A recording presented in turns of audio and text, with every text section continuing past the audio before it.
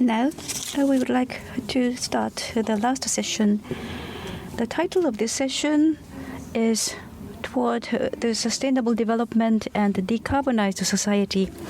In this session, we would like to think how we can achieve both carbon neutrality and the sustainable development at the same time, or co-benefit the way of cooperation for this purpose.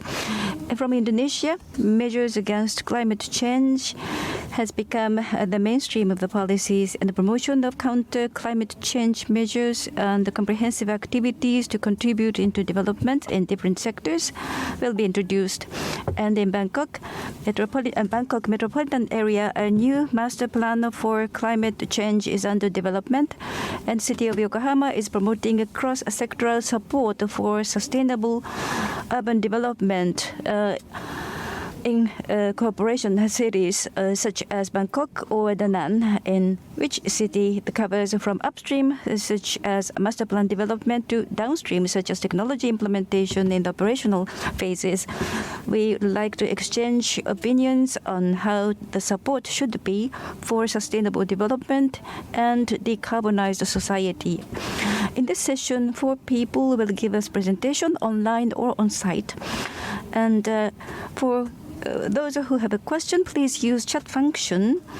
And when you post your question, please do so with your name and your organization.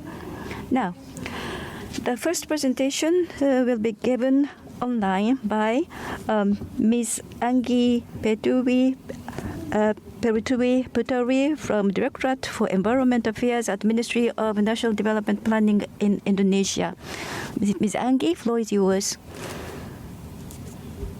Hello, everybody. Hajime mashite, watashi wa Anggi desu. Indonesia kara kimashita. Yoroshiku. My name is Anggi. I'm from Indonesia. So I will be presenting in English. Eventually, I cannot speak Japanese.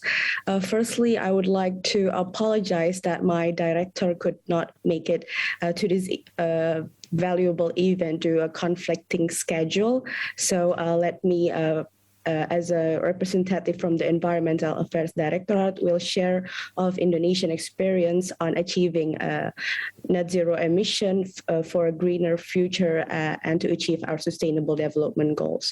And first, maybe we'd like also to extend our appreciation for the continuous support and the collaboration with JICA and also the Japanese government in general.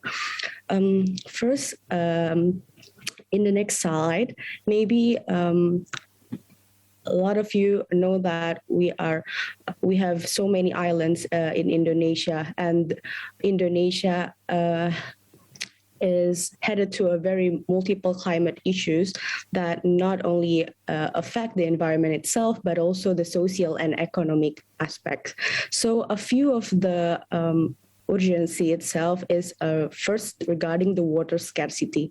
In some area in Indonesia, like in the island of Java, Bali, and Nusa Tenggara, the water scarcity is set to increase with the very a large number from 6% in 2000 until 6.9% in 2045. And that's from the water quantity side, but also for the water quality is also declining because there are so many activity from the industry, from the domestic side that give implication to the water quality itself in the river. And beside the water aspect, we also have challenges in the forest cover that with the business as usual scenario, it is also projected to decrease from 50% in 2017 until 45% in 2045. And of course, we cannot forget about the biodiversity aspect. So in our calculation, we are also having some challenges in maintaining and to manage our biodiversity.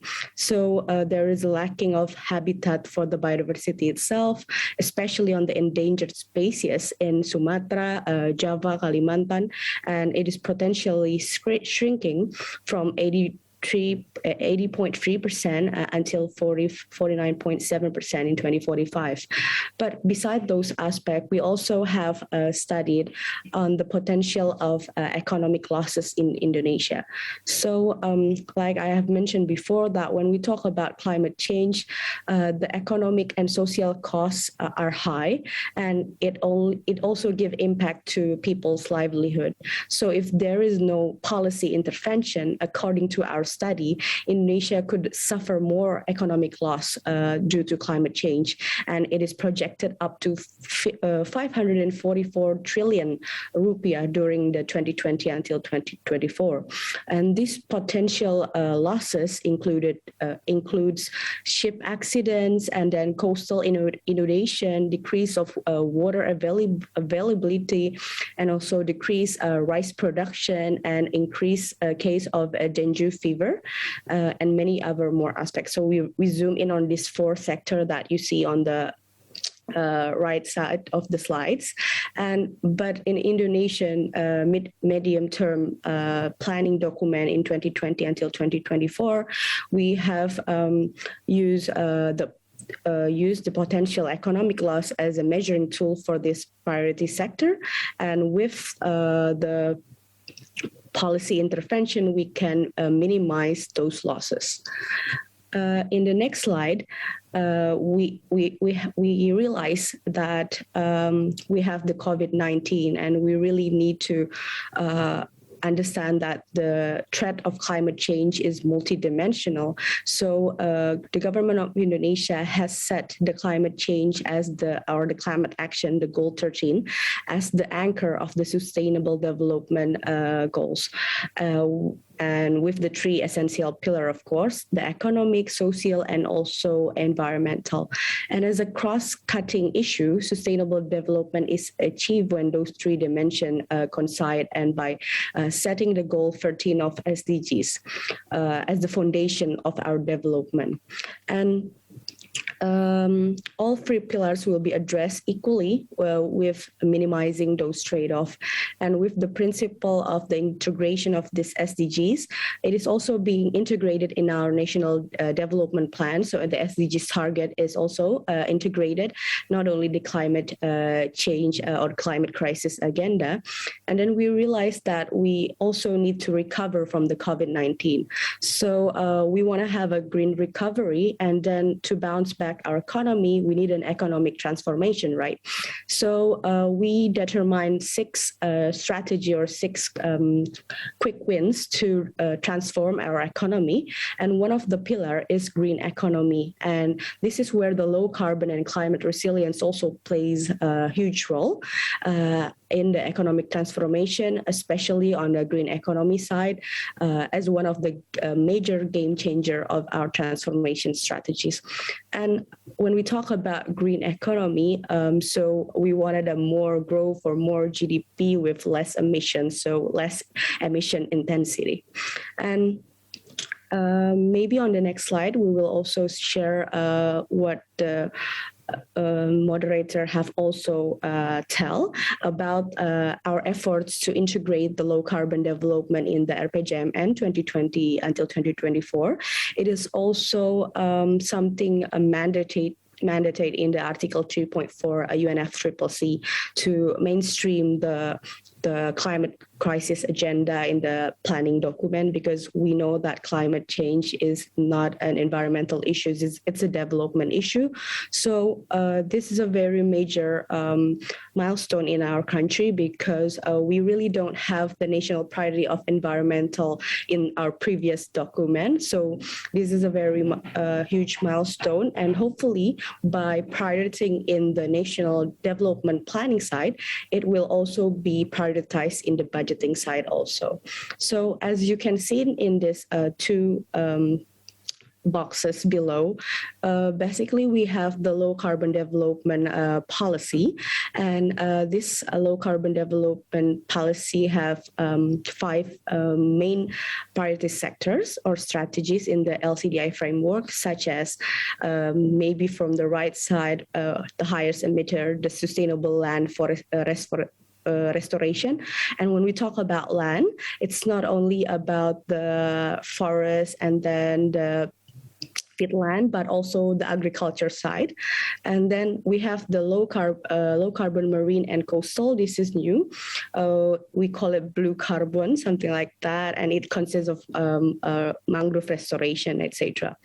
And we also have three other specific priority sector, which are sustainable energy development, where in this sector is more on the renewable energy side, but also on the energy efficiency side, and also the transportation sector. And the two others is on the green industry development, because we are fully aware that when talking about low carbon development, it's not only from the government side, but also a multi-stakeholder effort. So we put green industry as also one of the key strategy area. And the last one is waste management and circular economy. Although we BAPPENAS understand that when we talk about circular economy, it's beyond waste management, it's more on the resource efficiency side. But we put it as a national, as a priority activity to make sure that our policy is moving towards circularity itself. And our major target in 2024 is where we will like to achieve the 27.3% of emission reduction. And this is in line with also the Paris Agreement that we have submitted to the UNFCCC. And furthermore, we are also enhancing our circular economy agenda, because we believe that the circular economy is also one of the engine or tools to approach low carbon development. And on the right side, it's more on the climate resilience side. Like maybe I have mentioned in our second slide that we have four major priority sector in this climate resilience, and it is the marine and coastal, water, agriculture, and health. And we want to strengthen the convergence between disaster risk reduction and also the climate change adaptation. Next, moreover, on the climate resilience side, we have also have a monitoring and evaluation with the other line ministries. And for the climate resilience policy, the value of economic losses or GDP due to climate hazards is the main indicator. In 2020, in the data that is submitted to our platform, there were in total 170 programs and activities done by the relevant ministries and institutions supporting the policy. So each sector have a leading ministries that handles this issue. So although the number of activities was lower than the plan due to the budget allocation, because we understand in the 2020 we have the COVID-19 and we restructure our budgeting side to focus more on health aspect. But eventually the result is still manageable and still on plan or on trajectory. So we managed to reduce economic loss by 44.39 trillion or equivalent to 84% of our target itself. Next. Can we go to the next slide? So talking about stepping up the game on achieving the net zero emission and also the sustainable development, as you might also be aware that we have declared that we want to have the net zero emission on 2060 or sooner. But first, maybe we would like to also highlight the urgency itself, that we understand, the government of Indonesia understand that business as usual policy can't generate high economic growth eventually in the end, because we use the system dynamic approach in our modeling to obtain the scenario for our net zero emission. And with the modeling itself, with the system approach, it is found that in the baseline scenario, high greenhouse gas will have a negative impact on our economy in the long term, on the long run.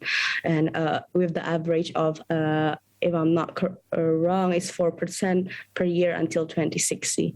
So, and this is also have a bad implication on our target of to escape the middle income trap in 2045, before 2045, actually. And we don't really want that to happen. So we want to make a more sustainable development scenario to have a better approach to overcome this issue. And a more sustainable development scenario is needed that not only maybe supports the environmental sustainability, but also in the long run will help us to achieve economic growth better. Because we see that in our model that the unsustainable economic growth in the BAO scenario is caused by the destruction of environmental carrying capacity. So we don't have the carrying capacity to utilize and to gain more economic growth in the end if we don't utilize the natural resources wisely and sustainably. In the next slide, we also want to talk more on our scenario of net zero emission on each sector. So maybe you guys are very aware that maybe the dominant side of our emission is now on the forest or land base, but the recent data shows, the recent trend shows that eventually the energy will come higher than the land base eventually. So we also focus more on the policy of the energy side itself, besides the forestry and waste management. In the energy side, we have so many policies that we have exercised to achieve the net zero emission and also the green economy. And in the energy side, we focus on the renewable energy power plant, energy efficiency, and also electric vehicle and hydrogen. And in the scenario of energy, we want to adopt the National Electricity Supply Business Plan, or RUPTL scenario, for input model scenario up to 2030.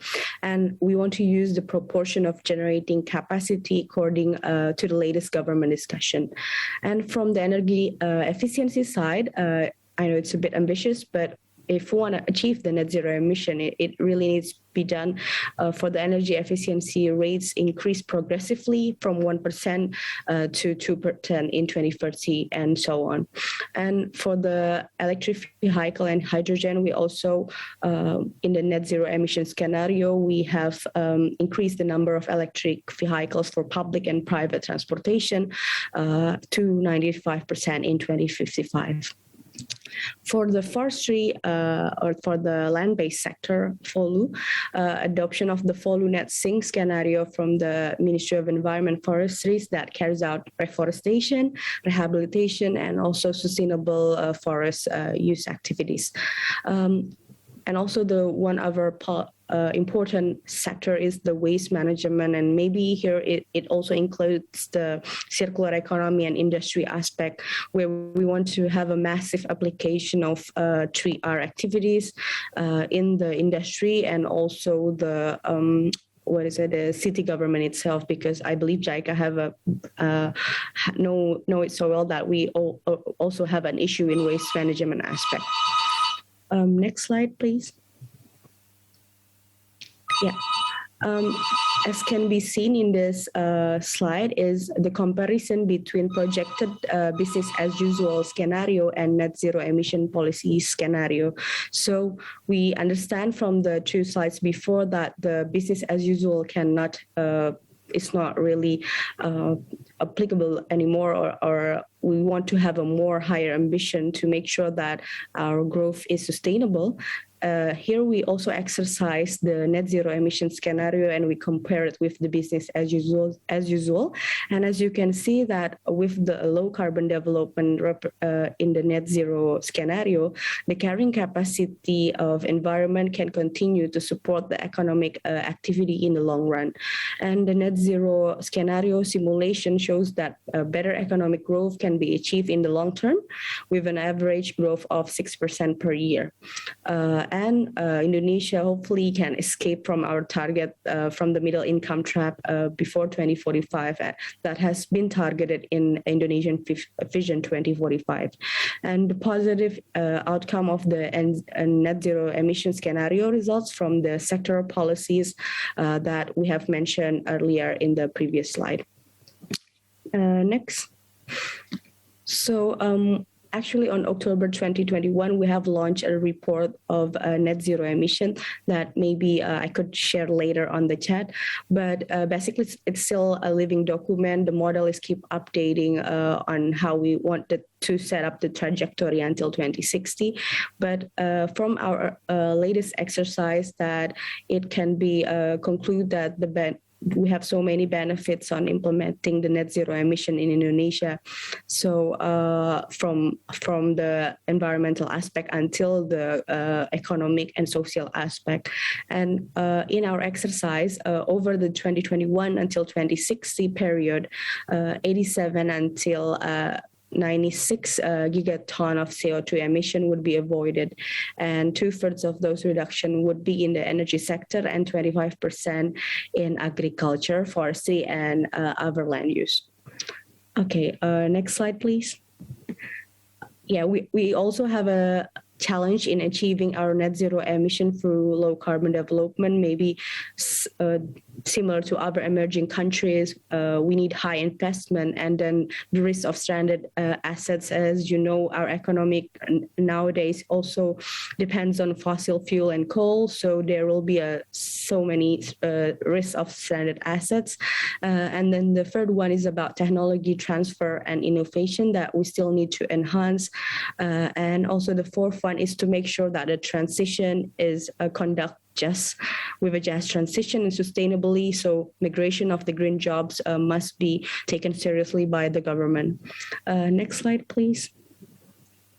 And we also have mapped some partnership opportunities between stakeholders towards net zero future and sustainable development. Maybe we can share this slide earlier because I think my time is up.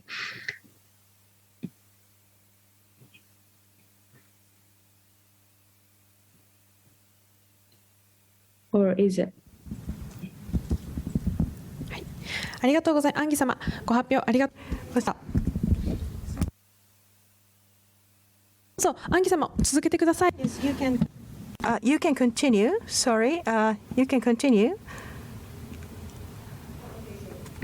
I forgot to change my interpretation, so I didn't really understand what you're saying. So this is just my last slide. And as I've mentioned that talking about the climate crisis, we cannot work alone, and we need to gather up and support with a collaborative action, not only from the government side, but also on the government to government side, and multilateral and also bilateral cooperation. And these are some of potential partnership area that we can discuss further on the innovation and product development, the green investment and funding. So as we mentioned that when we talk about net zero emission, it needs a lot of investment. And I think we cannot really depend now on loan and on a grant. So we need to have a better policy to leverage our private investment to make sure that the private is also chipping in, moving towards the net zero and green economy. And the third one is to help the transition, make it more smoothly, and to make the green jobs better implement. So we need to have a very robust policy on the just transition, and this is also related to the education aspect and also the workshop and training to make sure that the manpower is ready. And the other potential partnership is also on the policy and regulatory development. So we have so many targets in the sectoral one. In the energy aspect, we want to promote more renewable energy, but then again, maybe we still have challenges to implement it. We might need more policies and regulation to make sure the implementation happen well. And like on the waste management side, we want to push the extended producer responsibility policy and other policy on the industry side, like proper or green industry standards, and that needs to be enhanced with adequate incentive and disincentive policy also to make sure that the private have the appetite to move towards circularity and towards a greener production. And the last one is about green technology and infrastructure development. We want to transform, of course, our technology and infrastructure to a greener way, but green is now the new black. We don't really want to be greenwashing, so we have to really be careful when we define green technology and green infrastructure itself.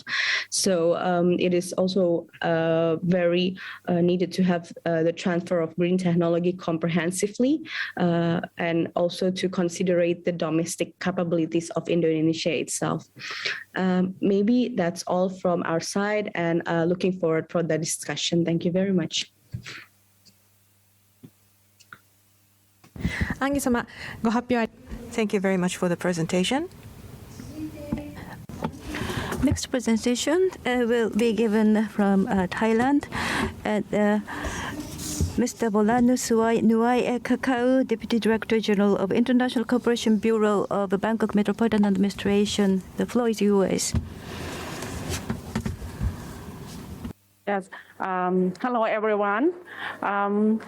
First of all, I would like to express my sincere gratitude and appreciation to the JICA for opportunity to invite BMA to introduce our ambitions to carbon zero and also sustainable development.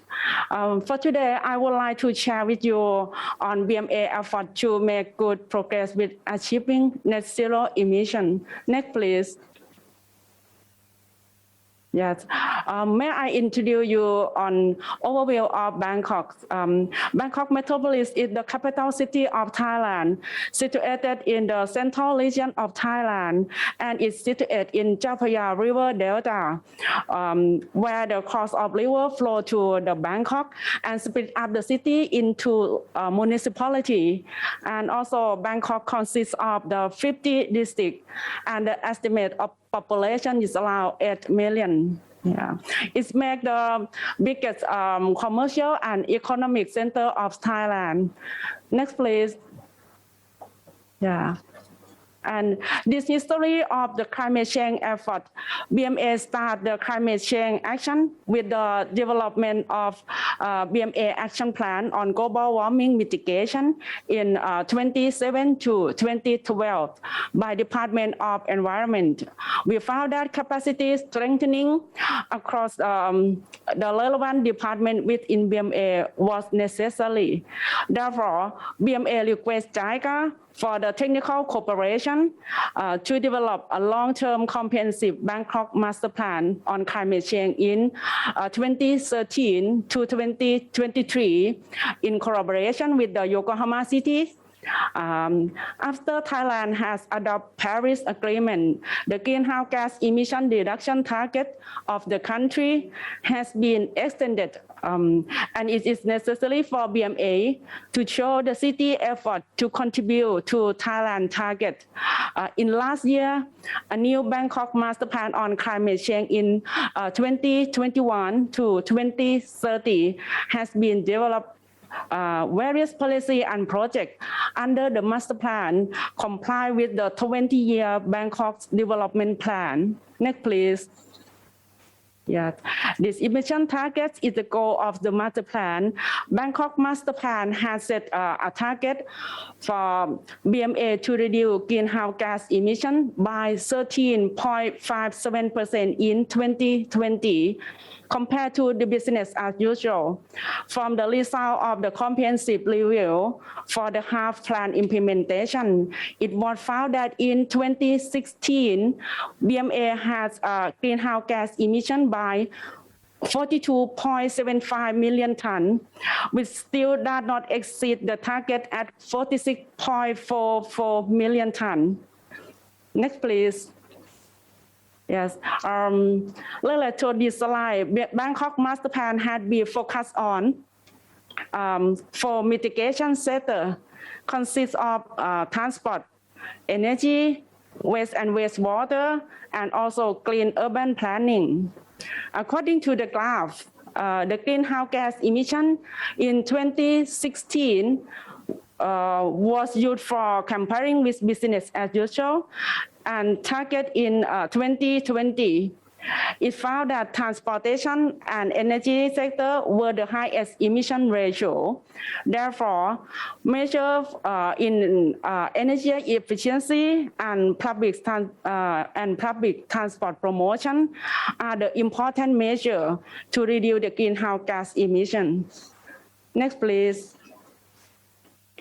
This slide aims to explain an existing gap and emerging need for a new master plan and direction decided for filling the gap. The Bangkok Master Plan on Climate Change in 2013 to 2023 has set target for BMA to reduce greenhouse gas emission in 2020 to comply with the NAMA. These targets are not covered until the end of the master plan in 2023. Moreover, the NDC framework has set the new target in 2030, comply with the Paris Agreement. Therefore, to fill the gap, BMA has developed a new Bangkok Master Plan on climate change in 2021 to 2030 and set the new target in 2030 to be aligned with the Paris Agreement. Next, please. Yeah. According to the Thailand statement and commitment at the COP26, Thailand goal consists of reaching carbon neutrality in 2050 and reaching net zero emission target in or before 2065. Accelerate Thailand NDC reduction target to 40% with the adequate support of financing facility, technology transfer, and capacity building cooperation among nations. Next, please. Yeah. In the new master plan, Bangkok has set the climate change target for 2030. And the vision of 2030 is Bangkok move toward a green, reliable, and climate resilient city under the citywide collaboration for sustainable development. BMA set a target of greenhouse gas emission reduction at 19%, comparing to the business as usual by the year 2030, with pursuing effort to achieve the net zero emission in the year 2050. Next, please. Yes, related to the measurement of greenhouse gas emission, following with 19% greenhouse gas reduction by the year 2030, compared to the business as usual from the base year of 2018. The measure selection and prioritization methodology using 6 criteria are as follows among the greenhouse gas emission reduction or absorption, co-benefit, contribution to higher policy feasibility, input to stakeholder, and also public awareness. In the new master plan, is still focused on the 4 sectors, same as the previous plan, such as transport, energy, waste and wastewater, and clean urban planning. Next, please. Yeah. The main greenhouse gas reduction, including with main sector of the greenhouse gas reduction in Bangkok area, are the transport and energy. For the target in the year 2030, greenhouse gas reduction in transport and energy sector are 28% and 16% respectively, compared to the business as usual in each sector. There are 6 main transport measures, namely public transportation, including infrastructure and supporting measure, motor vehicle, non-motorized transportation, traffic volume flow control, and public awareness raising. For energy sector, including with energy efficiency and renewable energy are two main measures. In transport sector, rail transport is the important measure for greenhouse gas reduction. According to the plan for rail transport development in Bangkok Metropolitan region, there are 14 routes and the distance is about 560 kilometers. Recently, 8 rail transport routes have been operated and the total distance is about 210 kilometers compared to 37.5% of the target. Yeah. Next, please. Yeah. Besides mitigation measure, Bangkok also focus on adaptation measure in order to in our climate change action as well. In the new master plan, the adaptation measure have been aligned with the National Adaptation Plan. However, flooding is a major problem in Bangkok, and it tends to have more intensive rainfall with heavy rain in a short period of time. The measure for water resource management, following with the optimizing the flooding. Following with the flood protection system, yeah, and also optimizing the drainage system in main road and drainage tunnel. Also, we need to improve and develop the canal to increase drainage efficiency and increase the efficiency of flood response in the Bangkok area, such as preparing and for warning system and also the database and etc. Next, please. Yes. Yeah, this is the last slide. Yeah, we would like to realize that the climate change problem cannot be taken by only local authority. We still need cooperation from other government agencies overseeing the energy and transport sector as well. Currently, BMA has been working closely with JICA and Yokohama City in the preparation for the Bangkok Climate Change Master Plan and carry out projects under the Master Plan. Bangkok is also a member of C40. We are actively working on building cooperation with other member cities. For Earth Hour activity, we run in collaboration with Worldwide Fund for Nature or WWF. And for the World Environment Day activity, it is an activity that operates with various private companies, including the public sector, to emphasize the importance of building cooperation with various stakeholders to solving social problems. This is all of my presentation. Thank you for your attention. ボラナ様、ご発表ありがとうございました。続きまして、横浜市国際局国際協力部部長の折井良一郎様よりご発表を頂戴いたします。折井様、よろしくお願い。Sorry, we'd like to call upon the Mr. Ryoichiro from the city of Yokohama, who is the Director General of the International Bureau.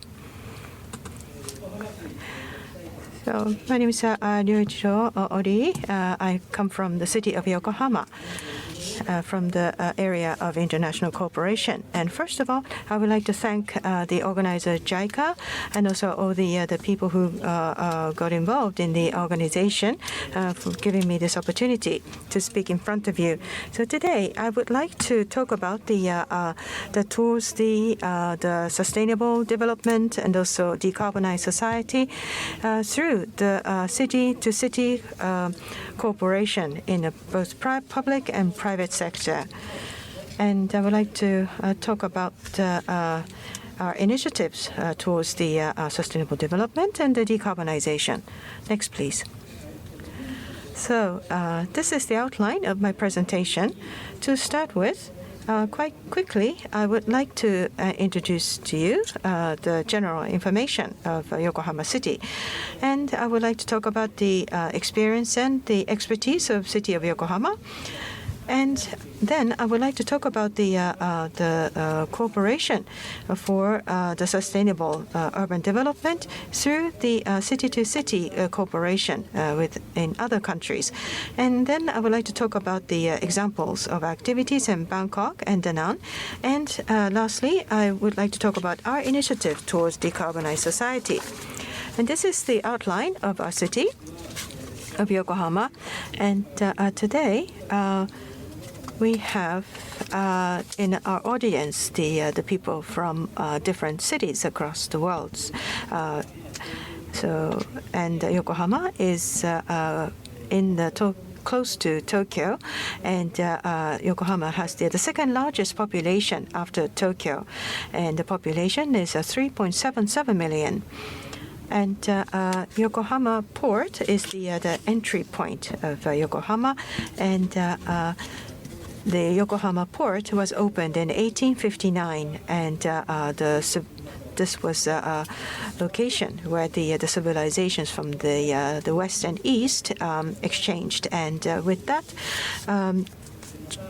history of trading port, Yokohama developed, and we have the urban area as well as the suburbs, and in Yokohama and in the suburbs we have very rich nature, and also we have also the scenery of suburbia where there's the agriculture and also the residential area. So we have two phases of the urban area and also the suburbs, and due to the increase of population and the urbanization, we have faced a number of issues, and we developed along with resolving these challenges according to the development and urbanization. And the slide shows the current state of the city of Yokohama in the urban area. There's the centers of the businesses, international businesses, and there's a collection of major international corporations having their offices in Yokohama. It is a chosen city by major corporations, and in the urban, the suburbs. We have nature-rich areas, and there's a lot of volunteer activities to support to conserve the nature. So there's the quality residential area in both urban and suburban areas in Yokohama. And these pictures are from 50 to 60 years ago, not so far away in the past. And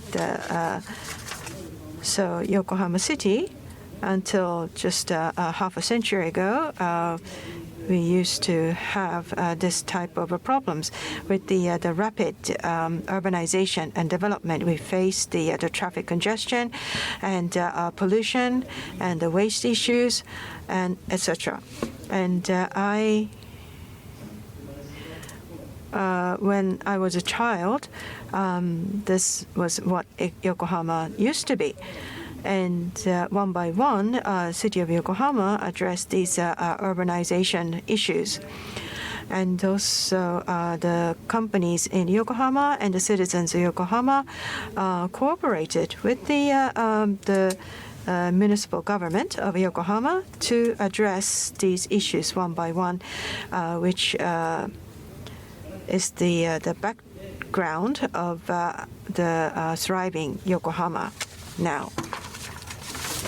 And in addressing these issues of urbanization, the government of the city of Yokohama alone could not resolve all the issues. We had a cooperation with citizens and the companies in Yokohama, and through this cooperation, we have the accumulation of expertise for sound urbanization, and the companies located in Yokohama has accumulation of know-how in addressing the urbanization issues, and also the citizens have accumulated the experience and expertise in helping each other and working towards improving their own living environment, and that all constitutes the strength of city of Yokohama. And so with this backdrop, we would like to fully leverage on this accumulated expertise and knowledge. We would like to assist the cities across the world with the similar type of problems that we experienced in the past, as I elaborated earlier, and so that we can together develop. In addition, such cooperation brings the benefit to City of Yokohama for further vitalization. So we have established the Yokohama Urban Smart Solution, and so the Whiteport Center. So we established a Whiteport Center so that it will serve as a pivot for international cooperation for the more sound urbanization. We have been working on this since 2011. And currently, City of Yokohama has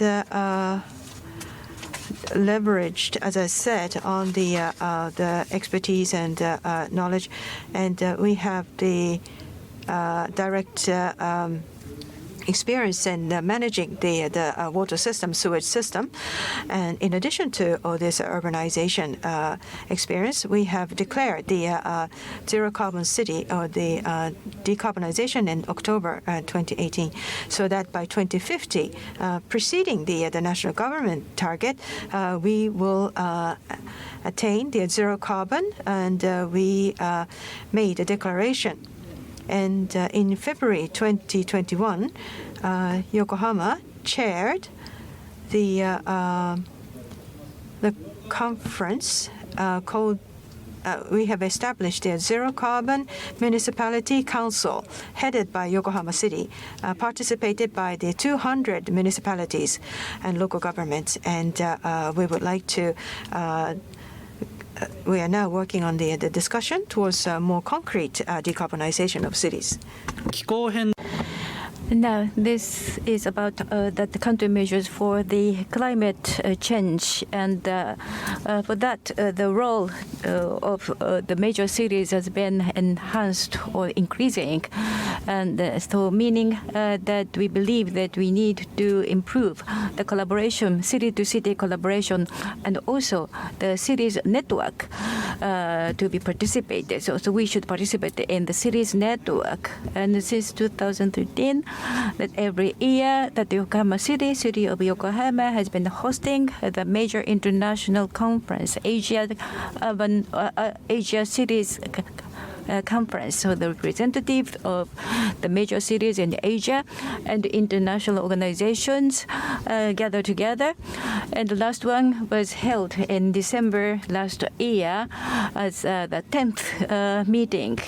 And since it was the 10th anniversary, 10th year since we started this Whiteport initiatives. And the theme that we discussed was that for the carbon neutrality, the smart city to be developed and achieved based on that city-to-city collaboration. And because of that situation, the last meeting was held online in a full-fledged manner, and so that we had a large participation, even if it was an online setting. And so those common or shared issues on a global basis. In order to address that, we need to share the exchange, the knowledge and experience between the different actors globally, and then the study on the urban issues. And so the theme or the important point is global and local. Both approach should be enhanced. So this is what we call a global approach. From here, that I would like to talk more about Whiteport project. So in Whiteport project or initiative, as a municipality, one of the municipalities that we signed that comprehensive collaboration agreement with JICA as the first municipality to this who is assigning this kind of the agreement in Japan.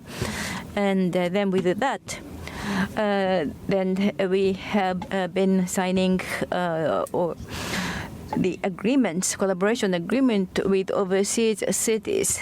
But the start of that process was this agreement. And today we have a speaker from Bangkok, and we exchanged the MOU in 2003 with the city of Bangkok.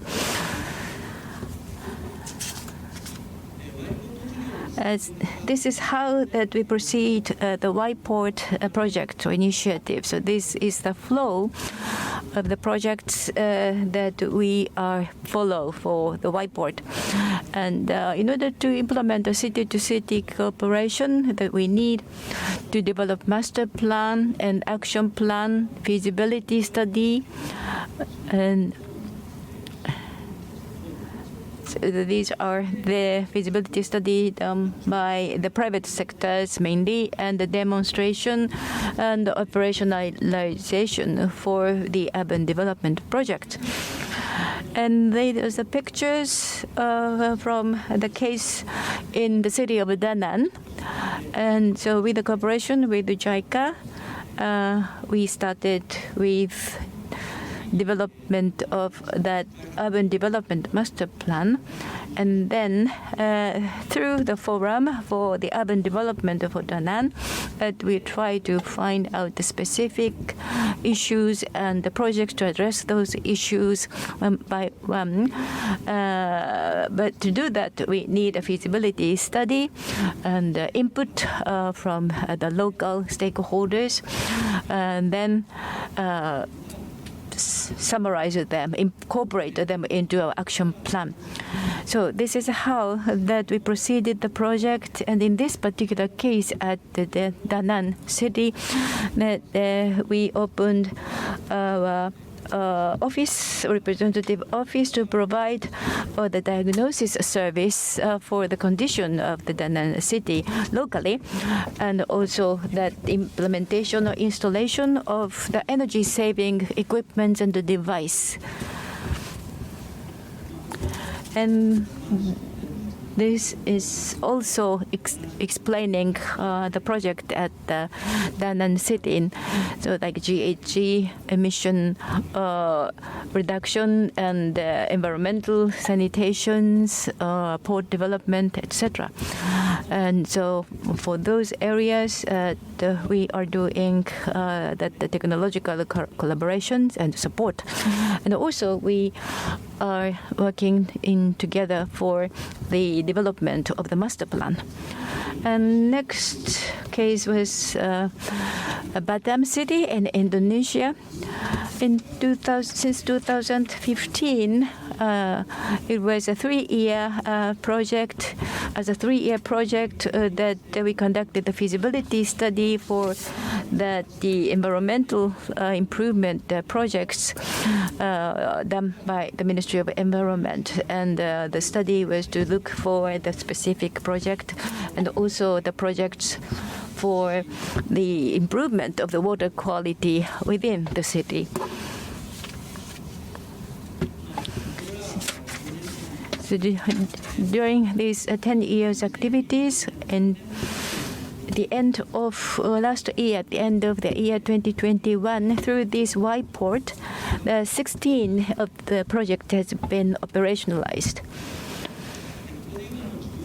And when I say operationalization, it means that in the cities in developing countries, or the local governments or the private companies, the projects ordered by those actors, and those orders taken by the city of the companies resides in this Yokohama city successfully win. These are the numbers of the projects. And for example, in case of Bangkok, the company in Yokohama received an order for the installation of the solar power generation panel in Bangkok, and also that the other energy business, and in Philippines that the plastic waste recycling plant have been established locally there, and it's under operation now.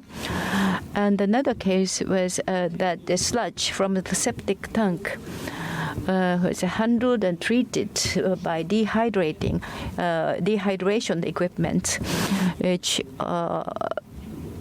offered by the company in Yokohama. So all of these projects and the businesses are for the reduction of the GHG and the decarbonization. We believe that all of these activities and the projects are contributing toward the carbon neutrality and low carbon society.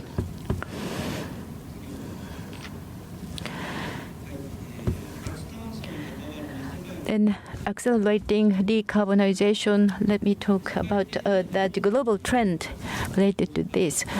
That those investors who are taking an important role for the global trend, they talk about the social, environmental, and the governance, so-called ESG investment has been expanding. At COP26 last year, that emission trading, that agreement was reached for the emission trading, and also that they mentioned that the important necessity to expand the support to the developing countries. But to do that, that the overall cities need to aim at the decarbonization for the whole of the cities, so that we work together for the carbon neutralities and with the international organizations and invite the private financing into the projects. So under such circumstances, as it was mentioned in the presentation by Bangkok, that we supported the development of Bangkok Master Plan on climate change for 2013 to 2023. And I myself visited Bangkok several times during 4 years from 2013 to develop the Bangkok Master Plan and also to share that information and the knowledge with the administrative office of Bangkok. And at this moment, that the new master plan is now preparation is underway. However, based on this agreement, that the smart city meeting, that the city of Bangkok declared the carbon neutrality for 2050, and so since they share, or we share the same target in terms of carbon neutrality. So we would like to work together hand in hand. And this is basically the same picture as I showed you earlier. So at the end of last month, I myself, as a JICA expert, I visited Bangkok, and we talked about the formulation of a master plan, and also the principles of working on the decarbonization. And so this will strengthen our relationship with the Bangkok further, and we have confirmed that together we are going to accelerate our efforts towards decarbonization. And in the Da Nang and Vietnam, with the cooperation of the Japanese government, we're working on cooperation, and so after COP20, then the Da Nang city also has made the declaration, so we would like to work with the city of Da Nang as well going forward. In any case, for the global issue, or the global common issue, the sharing and also the cooperation will be the key, so that we will together work on the sustainable society. And so I hope that all the audience will also join us in the cooperation. Thank you very much. Mr. Hori, thank you very much. Next, we would like to call upon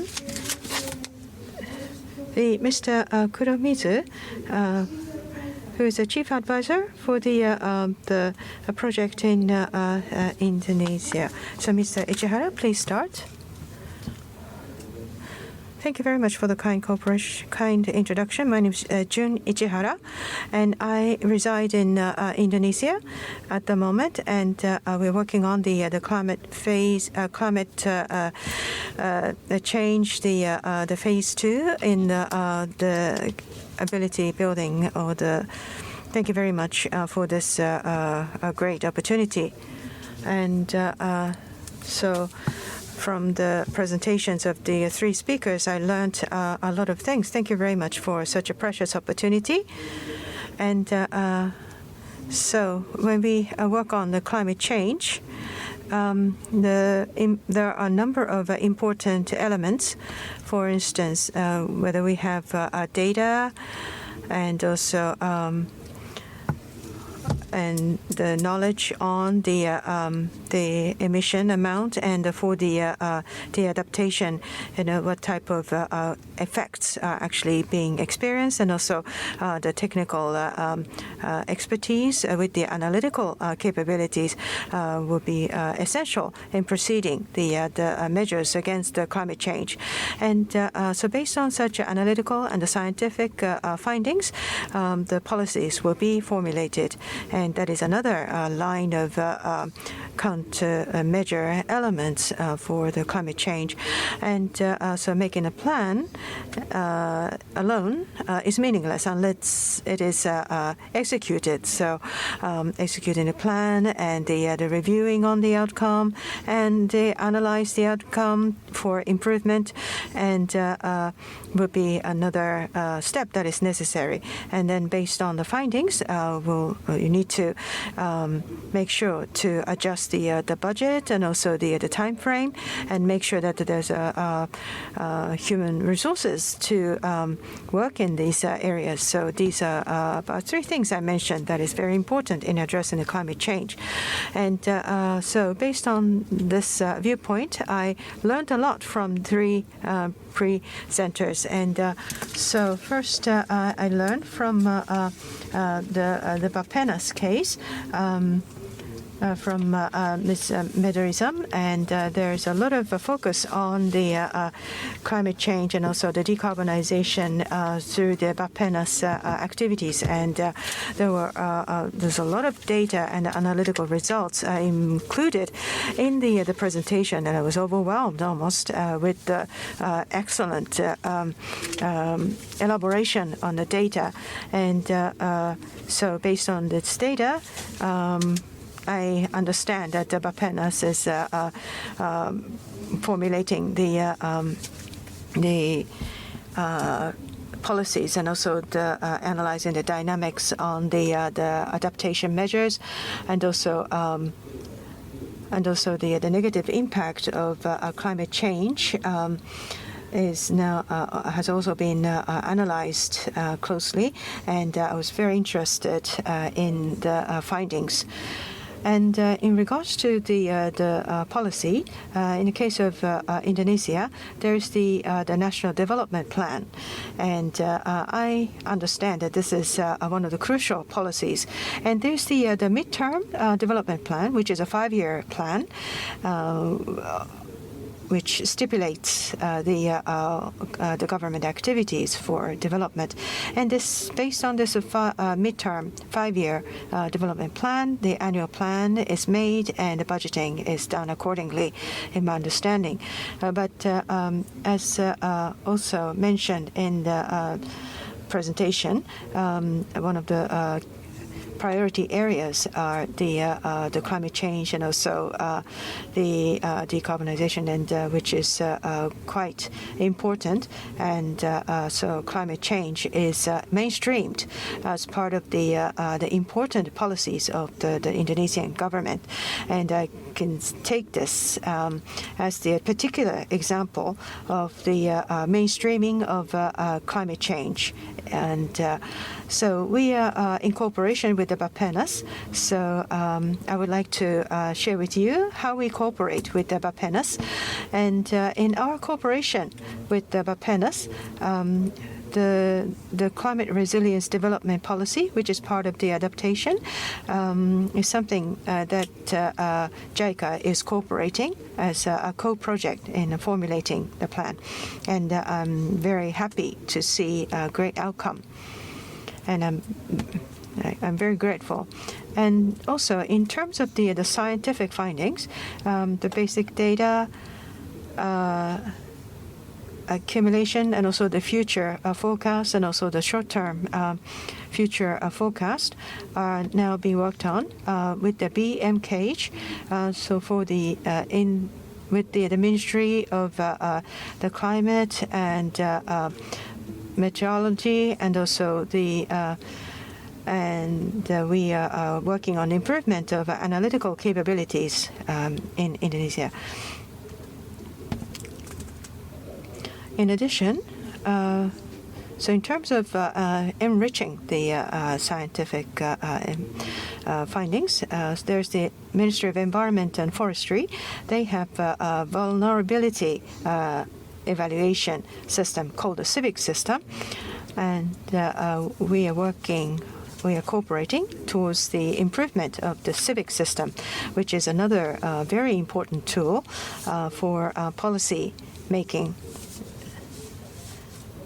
And in regards to the improvement of the policy, so there's a climate in addition to climate resilience improvement policy, the land use plan based climate change impact is being considered for the policy making and also the mainstreaming, and we are cooperating in making a guideline for doing so.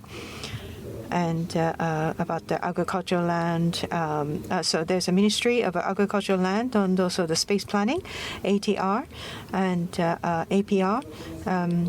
We work with them. And now, going back to BAPPENAS topic, there are some challenges in the implementation, such as the investment acceleration and also the technical innovation.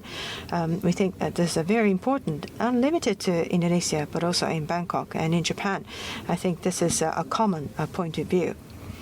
And in the project, we try to accelerate the investment through the private sector cooperation activities. And to this end, we are planning to implement the survey. And from Bangkok, we had a very precious presentation as well from Suaykakaow, Miss Suaykakaow, and so we are also working with. There was a very detailed explanation on the policy making, and there was an amendment for. And also there, I believe that there's a new master plan formulated, and you have extensive and important experience and through these initiatives. And I believe that in municipalities, the difficulty is the goal setting based on the scientific findings, and within the government, and also within the metropolitan government. I believe that you must have had some political challenges as well. So such experience and expertise in overcoming those challenges would be very valuable if you could share it with other cities and other countries with the similar challenges. The JICA's Clean City initiative, if it is the appropriate venue for sharing such an experience, and I hope that there will be an opportunity for the city of Bangkok to share with us such experience. Thank you. And for the presentation done by Mr. ORII of City of Yokohama, and it was so informative. Thank you very much. So right before I came to Indonesia, I lived in Yokohama City, belonging to IDES in Japan. Therefore, I received a great support from the people in Yokohama. And historically, the city of Yokohama has been the leader in coping with the urban issues and the pollution issues in Japan. So one of the measures for the pollution, counter pollution, is that the pollution prevention agreement, meaning that those local governments, between local governments, the agreement is signed for the purpose of preventing the public pollution. This was one of the traditional approach or method taken by the municipalities in Japan, and I believe that Yokohama City was the first one who signed this agreement about 60 years ago. That the first pollution prevention agreement was established in Japan, and this type of the framework of the agreement was expanded all over Japan. I think, according to the latest survey, there are about over 40,000 agreements for that kind exist in Japan. So the city of Yokohama was originally from the initial stage so active to counter for the pollution issues and taking the leading position in Japan or the international community for the measures to address that public or pollution and issues. So in that regard, I would like to pay my respect to the city of Yokohama. And so from the upstream to the downstream, to all of the processes or activities been covered for every aspect of the project. So and those activities does not just exist not within the city of Yokohama or administrative offices of Yokohama, but that impact or influence of that activities have been expanding outside to the different locations or different parties. So that the experience of city of Yokohama or the circle of the cooperation and the collaboration is growing better and better.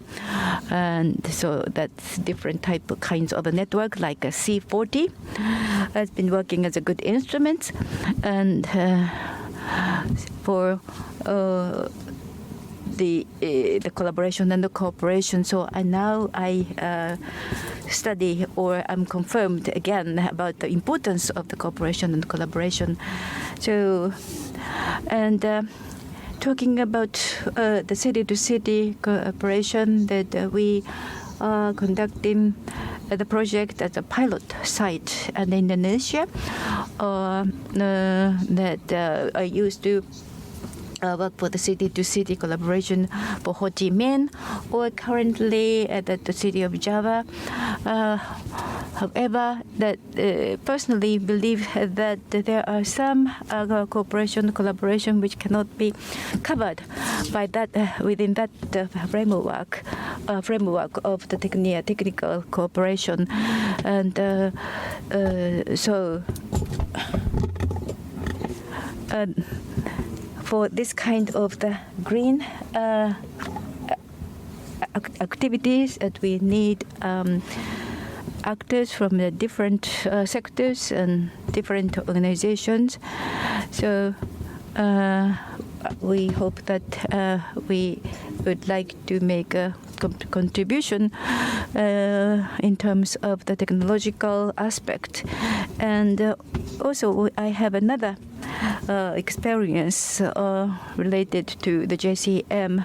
The JICA was also worked together for the under such a scheme, and so based on those experience, the JICA's different schemes and the Ministry of Environment the projects that oversees infrastructure platform development or co-benefits or JCM. So all of these activities needs to be further advanced so that we can generate the better outcome from those activities. And in Japan, I belong to ITIS, and the organization like ITIS can play important role. And so I hope that everybody regarding this urban environment and those this issue take part in a different type of the organizational framework. And here in Indonesia, I would like to work together with the people locally here in a more cooperative manner. Thank you. それでは会場および Zoom でご参加の皆様よりご質問を Now that we would like to share the questions that came through the Q&A box. Does Indonesia challenge blue carbon? I'm sure Indonesia has huge potential of blue carbon. というご質問がバペナスのアンギ様宛てに来ております。いかがでしょうか。So this is a question to Ms. Anggi to BAPPENAS. Clearly? はい、大丈夫です。Okay, so yeah, we believe that in Indonesian context, the coastal ecosystem, which include the mangrove, seagrass, are very important regarding the low carbon development agenda. And in Indonesia itself, naturally, coastal ecosystem absorb carbon from the atmosphere and ocean. In the context of blue carbon, we are facing a few challenges in the methodology of calculating the greenhouse gas emission in Indonesia. And then right now, because we are still integrated, the blue carbon or the mangrove itself is still integrated in the calculation of the land base. And we wanted to separate them to highlight the importance and the urgency of the blue carbon itself. The second one is from the ecosystem of blue carbon. There is two ecosystem of blue carbon in Indonesia, and I think ICHIHARA highlight about the data, right? So we don't really have a very adequate data on the blue carbon. We are still enhancing on the ecosystem of mangrove side, but we don't really have it yet for the seagrass and other blue carbon aspect. So we would like also to enhance this data on the blue carbon aspect.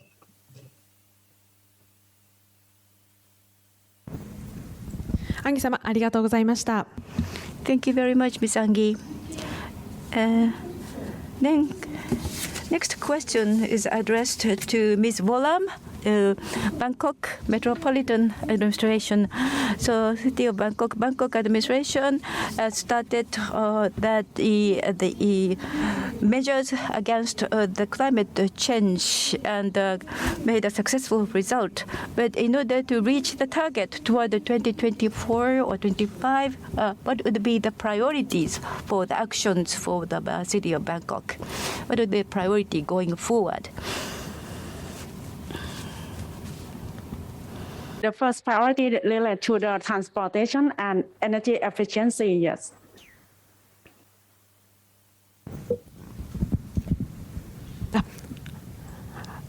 ありがとうございます。Thank you very much.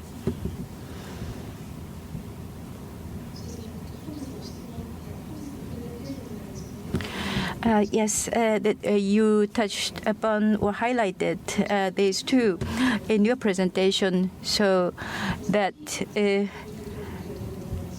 so BMA will keep its focus in those sectors. Thank you. Now, the next question is to Mr. ORII of the City of Yokohama. So, Bangkok or the city of Bangkok or city of Da Nang were the cases that you introduced about your success in terms of a city collaboration. So the role of the cities, role fulfilled by the city for the global issue like an environment. What do you think of that? And as Yokohama city, are there anything or any aspect that Yokohama City of Yokohama can add value? Please come to the stage. ORII from City of Yokohama. Thank you for those two questions. First question, in the global challenge such as the climate change, then what is the role played by cities and in a local government such as us? Our role is to implement as main body of the implementing the measures for addressing climate change and also carbon neutrality. And there are a number of companies located in Yokohama, and also there are the citizens in the city of Yokohama. The activities by these parties will also be combined with the local government efforts, and so it is not the local government alone to drive such activities. It all depends on how much involvement you can encourage or accelerate by the corporations and the citizens, and so with the I think that is the basic role to lead the way of the holistic cooperation is the role played by the local government, and by doing so, by addressing the problems and challenges, we will share experiences with other cities and the local governments, and to find out an even better way of addressing the global challenges. And so that together we will create the virtuous cycle to accelerate our contribution in addressing the common global challenges such as climate change. Now, about the second question about the added value, it is actually not so simple. It is rather complicated. So it is not all about the achieving the carbon neutrality through the various activities. So eventually, we need to strike a balance between the society, economy, and environment. And so in the process of urban development of city of Yokohama, we prioritized on the economic growth first, but then came the pollution issue. And then we started to address the environmental issues. So how to strike the right balance between the development and the environment depends on the urban planning, and how the success depends on the cooperation with the corporations and the citizens. And so we need to pursue what it means to be happy going into the far in future. And there are some wording such as well-being used to describe such a long-standing healthy, happy life in the urban area, but through the cooperation with the citizens and the going concerns in the city, we try to build the sustainable city. And this may have been a rather indirect response, but that's my answer to you. Thank you, Mr. ORII. Thank you very much. Next. So there's a question to Ms. Anggi of BAPPENAS. So the climate, in the process of mainstreaming the countermeasure for climate change, understand that it is done by the leadership of the national government. How can you cascade it down to the local government level? What would be the solution in doing so? Ms. Anggi, could you answer? Yes. So basically, we have in Indonesian context, we have a law on the development planning side. So by putting it in the national development plan, the subnational government must also put refer to the national development plan. So we have this a regulation number 25 year 2004. It's a law of the the development planning process. That's the what is stated and stipulated in the law. But of course, we have to still have it monitored every year by the yearly planning conducted by the local government. We also have a platform of monitoring called Aksara that the city or the provincial level must submit the data of the emission reduction efforts that they made. And also now we are enhancing the monitoring evaluation for the climate resilience aspect also. So it's a process. The law is there, but of course we have to still monitor and evaluate the city level to make sure that they also refer to the priority of the national government. はい、ありがとうございました。 Thank you.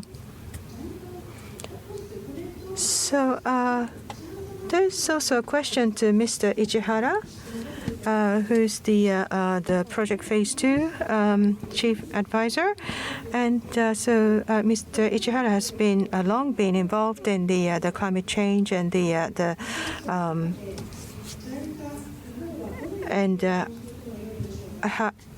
do you expect any changes in the role of JICA, and what is the role that JICA would wish to play in the future? Thank you. In regards to the future cooperation, as far as JICA is concerned, I am not actually in a position to represent JICA about the future plans, but from my personal experience, we have been working on the planning and also building the scientific knowledge. I personally feel that we are coming to the execution phase, and making a plan is one thing, but execution is the key. In the Paris Agreement also, well, setting up a goal is great, but if you don't act upon it, then climate change countermeasure will not go forward. So personally, I think the execution and the phase for execution is crucial. And in Japan, I think execution is rather smooth, but different countries have different systems, and also there's a different in the style of governance, and also the rules and regulations, and so these are challenging aspects when it comes to execution. And there are a lot of governments which imposes such difficulties or the complication in the execution. And there's the funding issue, the technology issue, and also the capability building or capacity building issues, and also governance issue. There are a number of aspects that need to be addressed. And so personally, how to drive the execution is the key. And so this time, I believe that there are people from the private sector companies. I hope that you will look into how to improve the initiative to work with the public sector for both the mitigation and adaptation, and in particular in adaptation there's more demand happening, and so I would like the private companies to think how best to support the adaptation measures. And also JICA also would like to think of a best system to solicit and assist the cooperation by the private sector corporations. I think that is the some achievements for the future. Not representing JICA necessarily, but this is my personal wish. Thank you very much. So thank you very much for a number of questions. Now time is up. So with this question, we would like to conclude the session today. I would like to thank all the presenters and also the participants today.